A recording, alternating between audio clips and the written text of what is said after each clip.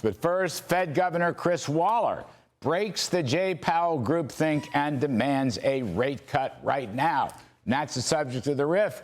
Apart from all the news about the Fed's $2.5 billion Taj Mahal on the Potomac with its $700 million cost overrun, surely a monumental embarrassment to the central bank and perhaps even stronger consequences, there was some much more constructive news coming from a superb speech last night in New York by Fed Governor Christopher Waller.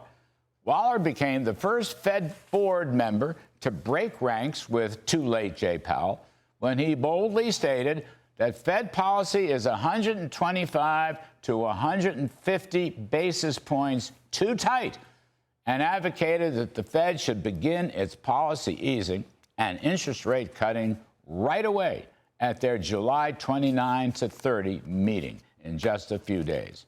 And rumors are flying, by the way, that if Jay Powell stubbornly clings to his ultra-tight money, Governor Waller and probably Vice Chair Mickey Bowman will end the Fed's groupthink altogether and will instead register dissents from the conclusion at the month's end FOMC meeting. Of course, President Trump has been calling for lower rates for quite some time and has been sandblasting Jay Powell every time he gets.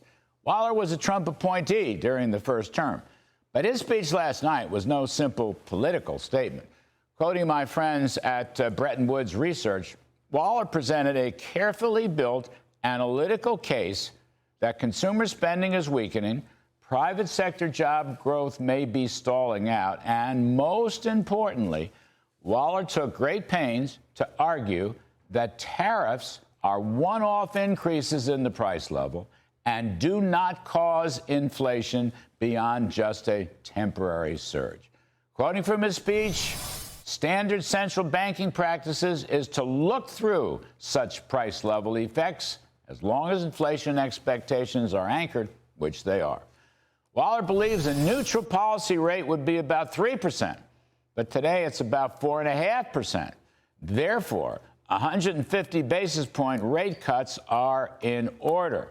I could make a case, by the way, that market-based indicators suggest a neutral rate today might even be 2%. After all, the 10-year Treasury market rate is presently about 4.5%, while the consumer price break-evens in the Treasury market, the so-called TIPS, is 2.5%, which gives you a roughly 2% natural rate. And that could mean that the Fed's target rate is 300 basis points, or 3 full percentage points too high today.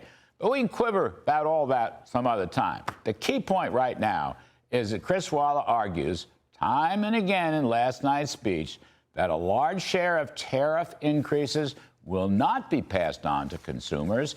Tariff increases themselves, a one-time boost to prices that do not sustainably increase inflation, and that actual inflation numbers adjusted for tariffs are presently very close to the Fed's 2% inflation goal.